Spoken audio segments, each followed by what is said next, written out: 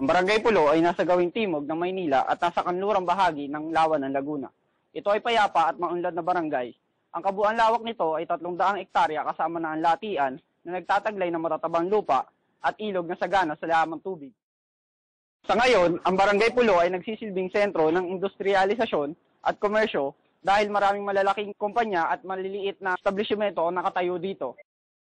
Katulad din ng ibang lugar sa bansa, nagdanas din ng pagkasalanta ang lugar na ito noong panahon ng ikalawang digmaang pandaigdigan nang ang bansang ito ay sakupin ng mga Hapones noong 1945. Noong nakaraang mahigit 100 taon, ang Pulo ay may tuturing na isang kagubatan dahil sa kakapalan ng kahuyan. Na kundi dahil sa pagdating ng mga naunang pamilya ng Kaparas na siyang naglinis sa pamamagitan ng pagkakaingin at pagsunog sa mga kahuyan upang mapagtamnan at matirhan ng ilan pang susunod na pamilya. Matapos linisin ang lugar, sila ay nagtulong-tulong na makagawa ng isang makipot na daan patungong bayan. Tinagurian din itong Pulo-Pulo dahil sa mga pulupulutong na mga bahayan na makikita dito.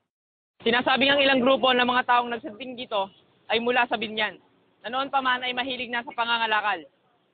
Sapagkat malaki ang lupain ng Pulo, kung kaya ang mga ito ay naakit sa lugar na ito. Ang kalakal na dala ng mga taga-Binyan ay pinapalit ng pirapirasong lupa ng mga taga-Pulo. Tinuruan din nila sa paghahanap buhay ang mga naninirahan dito. Sa mga naging pinuno ng Pulo ay si Ginoong Delpin Ebron Sr. na nakatanggap noon ng parangal na mula sa Malacanang. Tinatawag din na Pulo sa Kapatagan ang barangay na ito ng mga nakakapuntang tao sa dahilang ito lang daw ang pulo na wala sa tabi ng dagat o kaya'y isang lawa. Ayon sa matatandang naninirahan dito, ang Pulo noong unang panahon ng Kastila ay nagkaroon ng 3 kabesa de barangay. Ito ay sa katauhan ni Kabesa Adriano Gaynilo, Kabesa Santiago Dinulos, at Kabesa Paulino Gaynilo. Ayon pa sa kanila, ang mga kabesa ay may katulong na kung tawagin ay kabesilya, na siyang pangalawang kabesa. Nagkaroon din ng kauna-unahang pari na itinalaga sa baryo at sa nabanggit na simbahan, kung saan nakalugar ngayon sa tinatawag na Latyan. Ang naturing pari ay si Padre Eulalio na nagmula sa Baliwag, Bulacan. Sa kabilang dako, malaki naman ang naiambag ng pamahalang Amerikano sa pagsulong ng baryo. Kaya sa dami ng mag-aaral sa nayon, napilitang gamitin na matataas sa pinuno ng paaralan ang tahanan ng ilang pamilya dito sa baryo. Kabilang na ang tahanan na Pamilya Lianto, Pamilya Deganay at ang bahay ni Ginoong Ginang Amado Garcia na naging bahay ni Ginoong Pablo Garcia.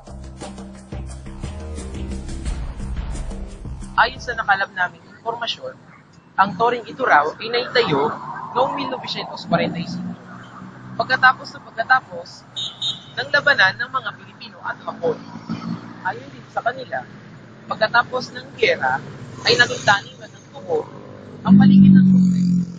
At makikita nyo sa gilid ko, ang bagay na ito daw ay gilingan ng tubo. Ang mga nangyari sa lugar na ito ay isa pa rin palaisipan. Pero ang nangyari dito noong panahon ng Hapon ay mananatili pa rin nakahimlay paligid ng toring ito. Wala sa mga napatanungan namin ang nagpaunlak na ma-interview tungkol sa lugar na ito. Sa ngayon, ang bahaging ito ay sinasaayos na upang gawing pasyalan at tatayuan na rin ito ng isang mall. At sa palagay namin, ang lugar na ito ay naging battlefield noong panahon na nagaklas ang grupong sakdalista laban sa mga Hapon.